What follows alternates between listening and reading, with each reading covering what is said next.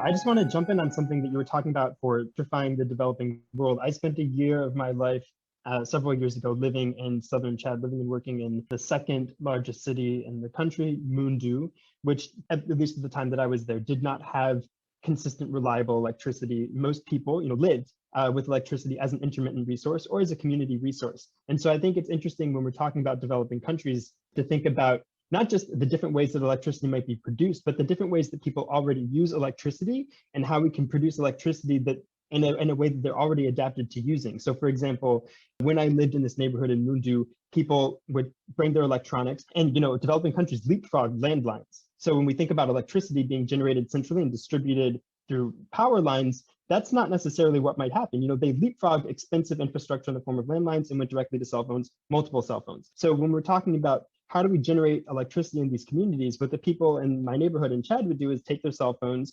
to a guy's little shop on the corner who had a generator. And he had a generator because he had a refrigerator and he would sell cold drinks, and he would charge people money to charge their electronics at his place, and they would take it and go home. Some nights people might choose to run their own generator in order to have electricity for a few hours to watch TV, to have their neighbors come and charge their stuff and go home. So it's already, the way that people lived was with electricity as an intermittent resource. If you think about how to cost effectively bring electricity to developing countries, to rural areas without the centralized infrastructure, expensive infrastructure already in place, it might be in the form of a renewable energy set up in a community that's providing energy for that guy's shop, who's then selling the energy coming from his solar panels to people that want to come and charge their stuff. It might be in some guy in the community investing in storage capacity for energy, and people can come and charge their stuff when electricity in the community is out or when the sun's not shining and there is no solar. It might be in a group of people, their houses close together, invest in having, solar on their roofs, and they all share this electricity when it's available and they don't when it's not.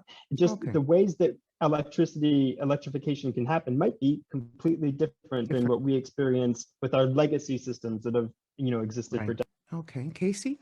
So I just want to follow on from what Vivek was saying about cost of transition. There's actually a number of studies that have come out that it's in many places, it's actually cheaper to turn off existing coal-fired power plants and replace them with new build solar, even taking into account costs of load shifting of batteries and stuff like that, because the cost of new build solar is cheaper than operating and maintaining legacy coal equipment. And this is really a paradigm shift for the entire energy industry. Traditionally speaking, and I know this quite well in Australia, they built a series of very large coal power plants right next to coal mines. The government invested huge amounts of money to build these and to build the transmission infrastructure. The takings from charging electricity bills more or less kept up with operating costs, but they never, ever got close to paying back the original capital expense, which was considered a wider economic benefit. And after 40 or 50 years of operation, that entire investment has been depreciated away to nothing. And we're kind of having that conversation now about what do we replace this with, and the coal lobby in Australia is extremely strong. So if you want to know what the argument should have been 15 years ago here, go and look in Australia.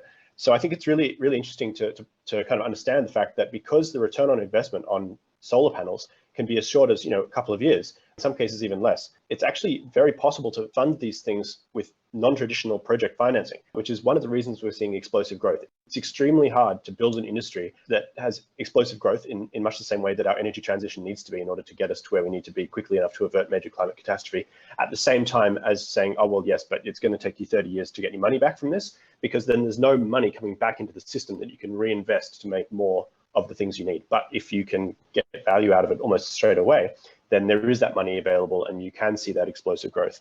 And then on the geopolitics point, I think the single most interesting thing that will change is that China's geopolitical vulnerability to oil transitioning the Straits of Malacca is likely to go away as their economy either quickly or slowly transitions away from oil as its primary source of energy, and potentially even transitions to synthetic fuels generated by solar power. And so that being the case, one has to wonder, bad luck for Finland, where they don't have reliable solar power year-round, but there are many other countries who are really kind of chained at the hip to the geopolitics of the Middle East due to their dependence on oil, in particular in East Asia, and that is likely to go away. Vivek? Everything that Casey said has only underlined the point. At the end of the day, it's about the economics. It's about the market. How soon can you get that return on investment? And how efficient is that return on investment going to be? It basically boils down to the economics of it. And that's really where the challenge is. It doesn't matter in the long term, whether it's solar or whether it's nuclear or whether it's fusion. But the point really is, like Alexander said, things like solar work in the developing world. 2.5 years ago, I was involved with a project where we looked at solar in setting up solar farms on agricultural land, which was too small to deliver substantial benefits to the owners. A great deal of that is happening in India. You have farms that are 3 acres and 2 acres and 4 acres, and there's not enough that they can grow there to make a living for themselves. But a lot of those farms put together create a solar grid, and that works. That's a market solution. That's an economic solution that works for the farmer. It gives him an alternative income. And at the same time, it drives energy around that village, around maybe 10 or 15 villages around it. So those are the kind of innovations, those are the kind of solutions, and that's really what market forces would do. So the debate, at the same time, yes, I take Dr. Zubrin's point that there are going to be interests that are going to lobby against one form of energy or one source of power or one efficient technology against another. But then those interests really come up in countries that have both political and economic freedoms. Those are the countries where the lobbyists actually flourish the most. They don't typically happen in the developing world. Yes, there's corruption, but that's a different form. At the end of the day, it has to deliver, we need energy, and it has to deliver economics. Go ahead, Owen. Circle back here quickly to Alexander's comment. Yeah, it's excellent for people who've gone from no electricity to some electricity. That's great. And intermittent is huge improvement over nothing, but we can't leave it there. We could ask ourselves, would we be content with electricity that was only on for 6 hours out of the day, or 8 hours out of the day? And the obvious answer would be no, we wouldn't be. I don't think that it's fair for European and North American perspectives to be saying, well, you're okay with 6 hours or 8 hours or this intermittent electricity, when we wouldn't be okay with that. And there has been a lot of retardation of developments in Africa from particularly European interests. There's been pushback, for example, against the Grand Inga Dam, I believe it's called, in Congo, which would supply a massive amount of hydroelectric power. And it should have been backed 100% by the World Bank and by other interests, but it hasn't been. It's been lukewarm at best. Been a lot of environmental pushback, for example. So I don't think that we should expect the rest of the world, the developing world, to settle for anything less than non-intermittent power, the same as we wouldn't. I don't think the question that Alexander was making was, the point that Alexander was making was settling for 6 hours of power or 8 hours of power or whatever. The point really is the point that I was making through the solar panels on farms, that project that I was talking about, is incrementally increasing it from what they have. And then you keep increasing that. And then you eventually want to end up with 24 hours of electricity. It's not a question of 6 hours, or it's not a question of 8 hours, or what it is today and what it was yesterday. It's a question of how can you keep incrementally increasing that over time. Right. If someone hasn't had electricity, having 4 hours of electricity today is bliss. So let's look at it from that perspective. So that's, again, comes back to my whole point about framing the question. Most hydropower projects have had massive arguments on ecological grounds. Yes, they've been ecologically destructive. Yes, they have been very. Yeah. Yes, so the trade-off there is, do you want to destroy a part of the ecology? Do you want to submerge 150 villages with, say, 50,000 people around it? And therefore, how do you provide them with another economic alternative? Or are they just going to be turned into migrants, even within their own countries? So these are the questions that come up with any sort of fuel, with any sort of electric source, energy source. At each point, we've got to answer these questions, and we've got to look at them from an issue of what eventually is the common good. And these are all trade-offs at some point in time or the other. Can I just be really clear that I don't want anybody to take what I said as being construed that the developing world should only have access to intermittent electricity. My whole point was that the developing world leapfrogged landlines And that infrastructure that's been in place in our societies for decades, and they went straight to cell phones, which are much more useful than a landline. And in the same way, technological advancement and storage of energy technology is going to permit the developing world to leapfrog our manner of centralized production and distribution and move directly, most likely, to distributed energy generation. And no, they won't be stuck with intermittent sources of electricity, even though solar is a way to get electricity right now that's much easier, faster, and more deployable than building a centralized power production plant. The point is that they'll be able to leapfrog a legacy technology and move directly to something that's distributed, like cell phones versus landlines. Just to add to Alexander's point, 20 years ago, it was virtually impossible to get, 25 years ago, to get a landline phone in India. Today, there are over 800 million mobile phones in India. And this is a clear example of what Alexander's saying. Technologies, newer technologies help leapfrog older technologies and therefore drive greater assimilation and greater efficiency. Gareth? Great discussion. I'm learning a lot. So thanks to everyone who's been contributing so far. I'll just make three quick comments sort of in a global context. And then I'd like to make one follow-up comment on solar, which I personally find fascinating. So first, the global context. Three things.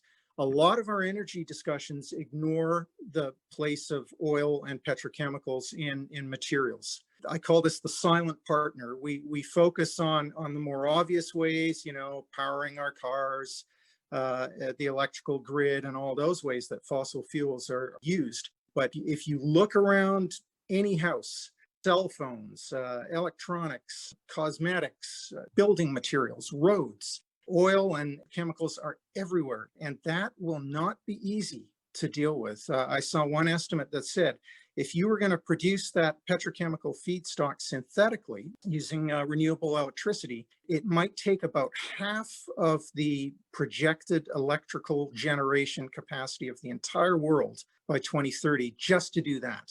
And that's not keeping up with what we have now or dealing with growth. So at some point, you've got to factor that in. The second thing after materials is mining. Don't underestimate the impact of mining, because we're talking about ramping up solar, which is great. And solar can be brilliant. And I'll get to that in the South Australia example.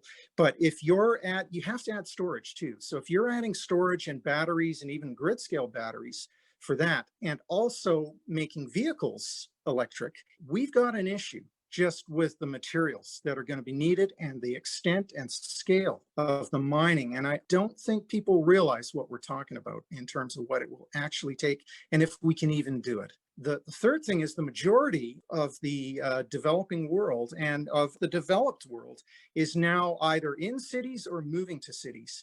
And the thing with cities is people expect things, you work during the day, you come home in the evening, and then you're using lots of stuff. And that is an issue, however you approach this. And so that's really a good segue into the South Australia example. South Australia, solar's been brilliant. So much so that between about 10 a.m. and 3 p.m. or 4 p.m., solar can meet all the needs of the grid and then some, actually to the point where they've had to export about 20 or 30% of the solar output, and 3/4 of it's from rooftop. So it's not even on the grid. And so they've had to basically export some of that and keep the grid running because there's not enough grid use. So they've kept about 20% fossil fuels during that time just to keep the grid active. And then before that and after that, the grid has to ramp up from about 20% to 90% plus within a matter of a couple hours. Ramp down, ramp up. Because that's when people come home, that's when they run the things like air conditioners and things that rooftop won't be able to cope with. So is this unsolvable? No, it's just going to take time. It's really complicated things with maintaining a grid and keeping people in cities happy. And the one thing it isn't right now, even though solar's so cheap during the day, it's not cheap. South Australia has some of the most expensive, if not the most expensive electricity in the world right now. And so, this is something, solar's really cheap and wind can be really cheap to add to an existing grid that has stable base load if you only look at the incremental cost of adding it. If you look at the total cost about what you're doing to the grid and what you're going to have to do to get stable electrical supply, it ain't cheap. And we're all going to have to deal with it in some way or another. So I'll be quiet now. That's all I wanted to say. Who would like to comment on what Gareth just said? Casey, Ron? Sure. There's 2 points there. First on mining and second on overall cost in South Australia. So I ran the numbers on this some time ago, and I kind of came to the conclusion that we're going to have to dig a lot of holes to build enough solar and batteries for everyone. But we are digging a lot of holes anyway. We extract something like 20 cubic kilometers of coal a year, which is a lot. That's like the volume of San Francisco Bay or something. It's a lot of volume, and that just gets turned into gas in the atmosphere. The resource intensity, I think, to build enough solar and batteries to provide enough electricity for typical residential use in the United States is roughly on par with the amount of resource extraction necessary to build an automobile. So it's kind of a lot of money, and it's not particularly kind to the environment, but it's also not like we're going to have to build a container ship per person. The second point on overall cost is that, yeah, the cost structures are changing drastically in the way that energy is being produced and distributed to people. And one of the things that I mentioned briefly in the article that I wrote for the Cosmopolitan Globalists was that as the overall cost of generating electricity due to solar power continues to decrease, we'll see increasing opportunities for arbitrage, which is what is primarily funding the like 250% annual increase in investment in batteries. And we'll also see a decreasing utility in building very large-scale grid infrastructure, which was a sine qua non for large-scale coal plants in the past, but is no longer really necessary. It'll simply be impossible to subsidize the construction and maintenance of very long-distance grid transmission if solar falls below 1 cent per kilowatt hour, which it already has in some parts of the world. So overall, I think what we're seeing in South Australia is the consumer being forced to bear the costs of the capital investment necessary to enable this large-scale transition, which has never happened before. In the past, governments have always borrowed the money to build out the grid infrastructure and build out the power plants. And in this case, their cost is actually being passed on to the consumer as a partial result of unproductive federal policies in Australia. So, but at the end of the day, people in South Australia are still being able to afford to heat their houses and keep the lights on and run their computers. And I think it's still a fair policy. Okay, Claire? Yeah, I'm listening to this and thinking what we're discussing in large part are optimization problems, very technical optimization problems. And yet the discourse in democratic countries, you would think that this is really a debate between Greta Thunberg and Donald Trump. And really, it's that stupid. How are we going to make good decisions about this? Should it just be left to the markets, or should there be public policy involvement? And how are we going to get good public policy when people are in a state of complete hysteria about these issues? Ron, you want to comment? Yeah, well, it's as if Claire's set up what I was going to say.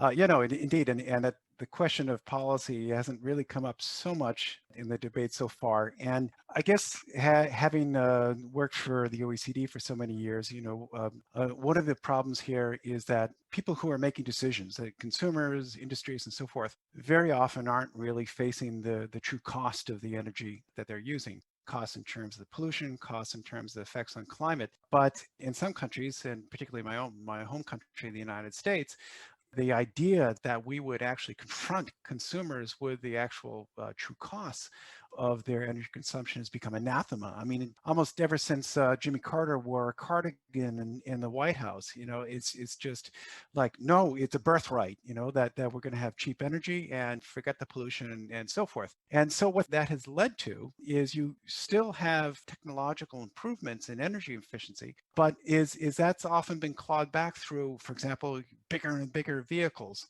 And so, recently, for example, a Hummer came out and said, oh, we're going to build an all-electric vehicle. And I compared the weight of a Hummer EV to the little ones that are now, or you see increasingly in Paris, 10 times the weight, 10 times the material requirements, which touches on what Gareth was saying, 10 times the battery capacity. If people aren't actually facing the true cost of actually furnishing that kind of stuff, then we're just going to see more and more and more demand. So one big part of the policy is I think politicians need to really become a little bit more honest with the population about what the actual costs are of standard of living. Alex? Yeah, I think there absolutely is a role for public policy. As long as renewable energies continue to be cheaper than other alternatives in many cases, the market will go there, the market will get us there. But the role that public policy can play is in speeding all of that up, which we really need to do if we're going to avert a lot of the rippling costs in many ways of climate change on our economies, on our societies, on our health, on our environment. The other thing that public policy can do in order to help speed us up and actually to promote a better, more efficient market is by imposing a cost associated with carbon. Carbon has a social cost, it has a health cost, it has an environmental cost. None of those costs have ever been paid for decades. They've been pushed at large onto society, onto people who pay them without knowing that they're paying them. There should be a price on carbon. Part of government's role is to set up markets. The government should be setting up a market for carbon so those costs can be paid. If there's public policy reflecting the choices and the desires of voters expressed democratically in our democracies to move towards cleaner energy systems, then public policy should be investing public money in order to accelerate that. Public policy should also be promoting the existence of markets that make our energy choices reflect the actual costs that they entail, as Ron was saying. So yes, I think there's an absolute role for public policy. It's critical. All right, good comments. Again, I'll jump really quickly, just 2 or 3 comments. So one, in the depths of the pandemic, when we had taken the equivalent of 1/3 of all vehicle traffic off the roads globally and 95% of all air travel, oil consumption dropped to 80 million barrels a day. That's 20% at the depths of the pandemic. That tells you what kind of inertia oil has in our global energy systems. I still look at that number and it shocks me. So that's an indication of how difficult this is going to be. And that's not just for the obvious ways we use energy that we've talked about, but also materials. And then the second thing is just an Alberta observation. We had a deep freeze in February for 2 weeks. And several times while I was out driving, the thermometer without wind chill was minus 40 degrees Celsius while I was driving. I drive a standard, so I could feel the clutch, the sluggishness, you know, the oil looks a bit like treacle when it gets to that. And I thought, man, it's cold. And we had a wind, but not a lot. And so we've actually got a fair bit of wind power in Alberta. So when the wind's contributing, and when it contributes, we use all of it. So it's 15 to 20% of our grid. During that cold snap, we had 0 to 2% contribution. If we were relying on wind, a lot of people would have died. I just say that unequivocally. So we needed that base load. Thank God for natural gas, because it saved us. So you need something. If it's not going to be that, I agree with Ron, it better be fusion on the scale we're talking about. And I think we need to solve it quickly. So that's the second comment. And I guess the other comment is, again, a real-time example. In Germany, last few days, they've now gone to 65% emissions cut by 2030. That's what the German government is looking at. And I think there's been a lot of pressure from the Green Party, which is very popular, as I understand it. And again, Germany, some of the world's most expensive electricity right now, 50% of their grid right now is, and a fair bit of this is coal, is fossil fuels. You're going to transition away from that and what nuclear they have left in less than 10 years. And you're going to ramp up electric vehicles to 14 million. And you're going to replace all that grid electricity with renewables. And I just look at that and say, that's a great plan. I foresee problems with that plan. So again, we've got to think about what these policies mean when you look at them in terms of regular folks. What does this mean for my life? Well, when I look at that, I think it's probably nothing good. So we have to think about how to do this in a smart way that lets us transition successfully without panicking and gets us to where we need to be. We can't use oil and gas forever. That's agreed. Like, it's not an inexhaustible resource. We've got to get past it. And it's just how we get past it. Okay. Ron has a question for you, Gareth. Gareth, great intervention. On the question of Germany's nuclear power plants, have they been basically mothballed in a way that they could be turned back on, or are they being, the ones that have been shut down, are they being dismantled? Great question, Ron. I don't know the answer to that. I know it's about 13% in 2020, I think, was nuclear. If they have mothballed them, I sincerely hope for Germany's sake that it's in a way that they can restart them if they need to. I remember seeing a documentary, The Switch. Some of you might have seen it, and it looked at energy use around the world, and it looked at France's nuclear and said, you know, at the end of the day in France, and they reuse the nuclear fuel, and at the end, they only have 4% waste. So it's really efficient fuel cycle. And so to me, that says you can probably mothball them in a way where you could start them up fairly effectively. And I hope that's what Germany's done. Okay, Robert, do you want to comment on this? No, you're the expert here on nuclear. Okay, well, a couple things. I'm sure in Alberta in the winter you do well with the solar energy when the wind isn't blowing. Actually, I'm here in Colorado and it's May and I'm looking out the sky and it's overcast. We'd have no solar energy today. But I'd like to second a number of points that Gareth has made. First of all, as far as the developing world is concerned, the issue is not primarily that village power, that millions of people are migrating from the country to the cities. Cities are growing all over the developing sector and they need baseload power, and you cannot have unreliable power sources that go off every night or when the wind stops blowing or this winter, which there is in many places in the world, and you need to have it. So yeah, sure, if you have a village with absolutely no power, putting up a couple of solar panels so that people can have cell phones, that's fine. But you can't run a modern industrial civilization on intermittent power. It just is not possible. And that brings up another point, is that the so-called renewable power sources, okay, their chief virtue is that they're off-grid. That's why sailing ships were such a success for thousands of years, because when you're off-grid, there's power. And that's why solar energy is great in outer space. But as a source of baseload grid power, they are unreliable. And actually, you damage upon a power grid by inflicting these power sources on it, because all of a sudden now everyone has to adapt to you. It's like having a psychotic on your baseball team, and now you can only recruit baseball players that are able to deal with psychotics. And in the article that Casey wrote, he said, well, nuclear power has problems with load following. Well, nuclear power never had problems with load following for the past 50 years. It supplies 75% of the energy in France. It follows the load. It only has problems with load following when you inflict these erratic energy sources on the power system. And now all of a sudden, everybody else has to adapt to this crazy erratic energy supply. So you want to have reliable power, and inflicting unreliable power systems on a grid is a liability, not an asset. Germany is concerned, why are they building the Molotov-Ribbentrop pipeline? Okay, because that's where their energy is going to come from. Interrupt right there. Guess who's against the Molotov-Ribbentrop pipeline? The Greens. They are completely against it. That's our best hope of stopping Nord Stream 2. Yeah, well, that's fine. But what they're also then against is energy, period. No, that's not true. Ron, I think you had a question for Gareth. No, it wasn't a question. That was just a clarification. I keep hearing from Robert that on a cloudy day, solar output drops to 0. The numbers I see is it does drop, but it's more like 10 to 25%. Also, this argument about intermittent power. Yes, at a certain point, imposing intermittent power on an existing grid creates complications. But I don't think anybody here was saying, that this is what we want. I mean, I think basically what Casey was talking about in his article, and I think Alexandra was saying this, no, we do want reliable power, that is the end goal.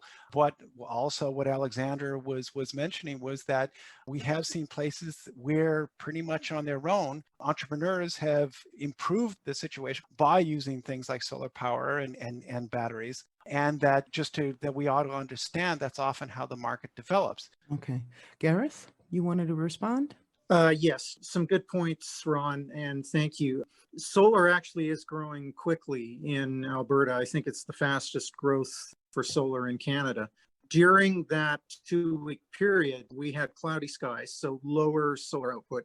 We often get snow too, and that can be an issue with solar panels also. Basically, when you add intermittent renewables to an existing stable grid, and they pass about 30% of your peak daily grid needs, that's when you start to get issues if you're retiring stable baseload. And the reason for that is when things suddenly fall off, you can handle it with transmission. You can pull the power in from somewhere else. And the fact that Texas couldn't was part of their issue. Or you can ramp up natural gas or whatever other stable baseload you have and do so very quickly. I think that there's no magic in that 30%. It's just, when I look at countries that have had issues with this, they're all over 30%. Germany's 37%, to 40% of kind of intermittent sources. California is kind of in that same range. And so you're starting to get to these points where it becomes an issue in terms of, okay, we have a grid. How do we deal with this? And how do we deal with it in a way that doesn't kill people? Of So, course. yeah. Vivek, you wanted to comment. Yeah, I just wanted to add to the points that Alexander made about carbon and public policy, and the points that Claire made about the word that she used, optimization. Yes, markets are great. Markets can be great tools to reallocate resources. Markets cannot be the complete answer to climate adaptation problems. They do not account necessarily, not the way our accounting and our economic accounting especially works today, is they do not account for externalities. The way they're trying to get around this is by talking about a cost for carbon credits, carbon taxes. All of these are fine, but the mechanisms to actually implement carbon credits, there's no answer to that. It was supposed to be debated and finalized in Madrid in 2019. I think it was December. And COP26, which was slated for last year, 2020, and has now been postponed to November 2021. That's supposed to answer the question about how these carbon credits and carbon trading and putting a cost to carbon is really going to work. But then there's so many political and economic questions that come up around that. There's so many questions that go back to the roots of economics in terms of transaction costs that come up around that I don't know whether we're going to get perfect answers. And eventually it's going to be what's the cheapest way to augment power, what's the cheapest way to do so without harming the environment. And there's going to be trade-offs for each and every one. So there's no perfect answers at all. Owen, you wanted to say something? Yes, yeah. I'm not sure if this was mentioned earlier or not.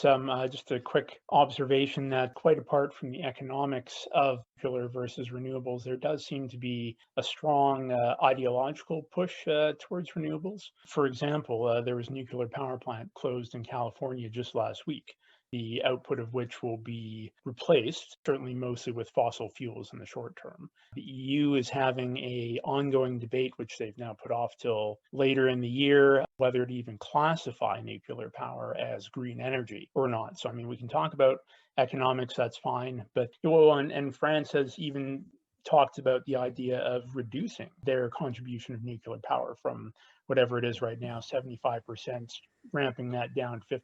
These are not building new plants. These are plants that have paid for themselves, that are relatively cheap to operate. Why would you do that? Right. So just to point out that there does seem to be a push for reasons other than economic, and particularly if people are concerned about climate change, as everybody certainly says they are, why would you get rid of a non-CO2 emitting resource and replace it with fossil fuels? That doesn't make sense to me. So yeah, we're at the end. I think that would have been a great question also for Alex, who was looking into all this stuff. I don't know, Ron, if you want to do you know anything about what's going on in France to respond to Owen? Well, no, I was just going to say that there was also Indian Point, New York, which is, I believe, either closed down or is going to be closed down. Yeah, sorry, that's what I meant, not California, New York. Okay, Yeah, you're right. okay. Yeah. Just very briefly on whether it's rational or not, in terms of all the trade-offs, people are afraid of nuclear power, a lot of people, and so it tends to be cases where there's a nuclear power plant very close to a very, very large urban area where this happens. But that's a whole different debate, whether it makes sense to trade off, et cetera. My understanding in the case of France is that, yes, it was under the Hollande government that they basically proposed reducing the contribution of nuclear power in France. But what I've read recently is that France is very quietly backing away from that idea. Okay. Claire? I would make, you asked a question, you said, why are people doing something so irrational? And I agree with you, it's completely irrational. I agree with you, and I agree with Rob that nuclear power as we use it now is exceptionally safe, probably the safest form of power that we can conceivably deploy right now. And people who object to it are about as scientifically sophisticated as the anti-vaxxers. We do, however, live in a democracy, and we can't simply denounce people who have these strong feelings about various forms of power as scientific idiots who should have no role in policymaking, as Rob proposed to do at first. He said, I just wanted to decide this on the basis of the science. We can't do that, not and be a liberal democracy. I'm concerned that we can't even have a rational conversation about a complex issue anymore. And this is a complex issue. If anyone's listened all the way through, it still feels this is a simple issue. Highly. But you're just an idiot. It's a complex issue, and there are no perfect solutions. We have to find a balance that you can't just decide this on the technocratic merits, because there are moral issues as well about which people have different sentiments. Some people do want to live in a lower development, lower risk world. Robert finds that idea repulsive, but some people want it, and they are part of our democracy. They get a vote too.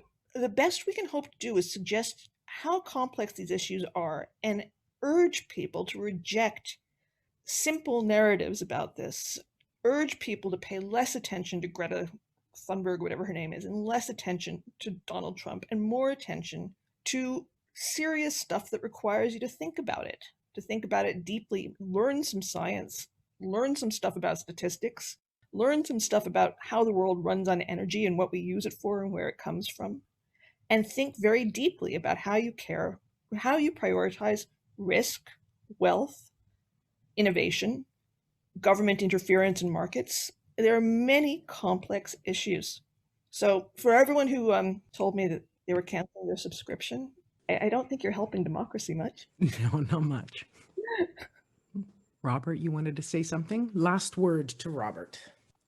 Okay, the problem with saying it's all about democracy is that there has been an organized disinformation campaign to mislead the voters. And it's been very well funded and systematic and extremely dishonest. Okay, for instance, a repeated refrain of the anti-nukes is nuclear power plants can blow up like bombs, which is physically impossible because I could go into it. And numerous other things. There's been campaigns of organized sabotage to increase the cost of nuclear power and then say, well, we don't need nuclear power or shouldn't want it because it's too expensive. I mean, I could give you anecdote after anecdote of actions by government regulators telling people when the plant's design has been approved and it's half built, saying we no longer approve that, build it a different way, rip it up, rebuild it, and then changing their mind again, preventing nuclear power plant operators from correcting problems.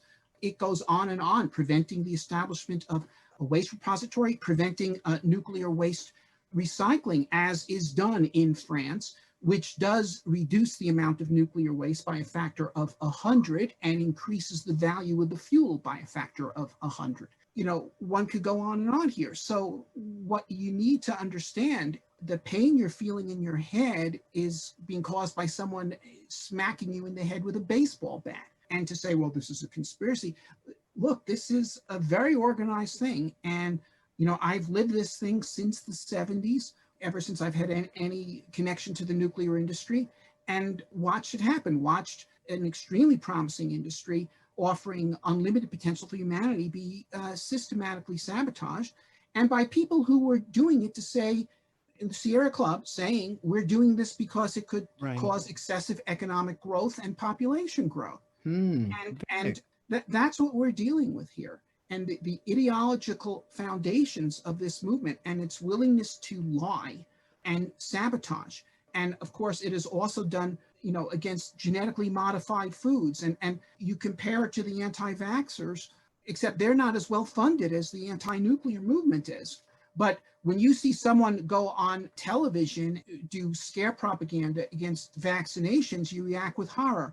Well, these movements, which includes this green movement in Germany, absolutely, which has spread these scare propagandas and lies, these are criminal movements, okay? And they've caused immense damage to humanity. And we need to recognize that, and they need to be exposed as such. Yeah, there's movements against genetically modified foods, nuclear power, there's movements against everything. But that's not the point. The point is, the reason why we get into the Donald Trump versus Greta Thunberg kind of debates is because there's interest in the markets that are trying to influence decision-making, public policy, as it's been called one way or the other. everyone wants to influence public policy in a way that benefits them first. That's the nature of economics. That's the nature of democracy. That's the nature of political freedom that we have today. And having said that, markets don't function without sufficient information. Information asymmetries are a reality. And everyone who gets into a Donald Trump versus Greta Thunberg kind of debate is trying to put out their information so that there is a way of appealing to people that makes them inclined to behave towards one public policy or the other. And at the end of the day, none of this is going to matter. What's going to matter is if we agree that climate change is real, if we agree that it's because of the amount of carbon that's being put into the air, then how are we going to reduce that? And how are we going to do it most efficiently without destroying national economies, without destroying financial investments in capital markets? And how are we just going to do that in the best possible, the cheapest possible way? And how are we going to transition towards clean air policy in the most cost-efficient way? Right. And we're back to the beginning. Claire, coming up this week, which articles are going to be Dr. X published? to respond to some of the questions, some of the very good questions that were asked in the comments, and he was extremely kind to offer to lend his time. I find it depressing in the extreme that I could not persuade him to put his name on that piece. This is just a humble, modest scientist who finds the discussion, it's not him, it's his wife who says, I don't want freaks anywhere near my family. And given the mail I got this week, I can't blame him. Wow.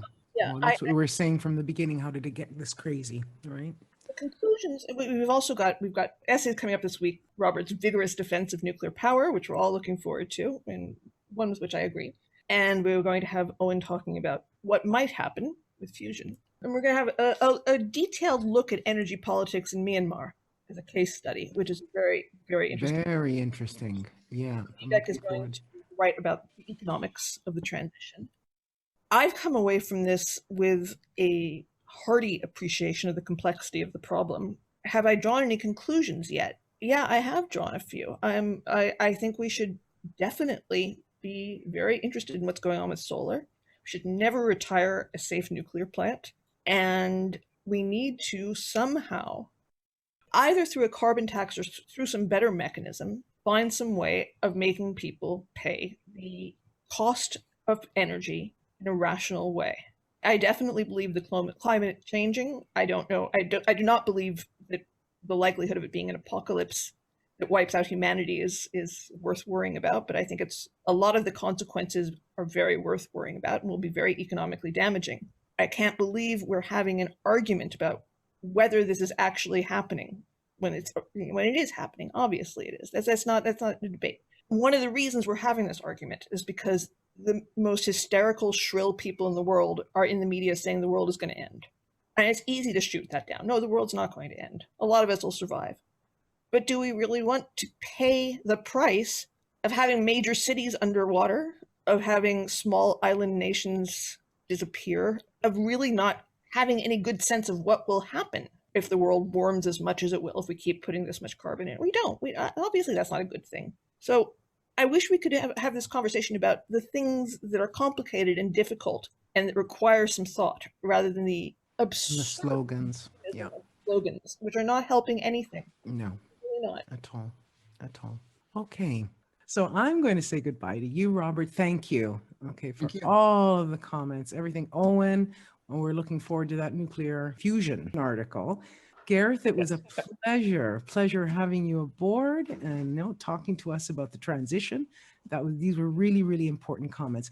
Vivek, for questions that you brought about were the whole economic, how are we actually going to face this realistically? And thanks, Ron, for the fabulous moderating all week long, which was not easy, Ron. I try to be diplomatic.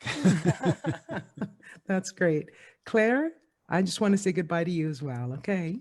Thank you, Monique. No, thank you. And thanks to everyone. So thank you, Ron. I'd like to thank everyone for sharing their time with us and to listening to the whole debate. Ciao for now, everyone. Bye-bye. Bye, guys. Bye-bye.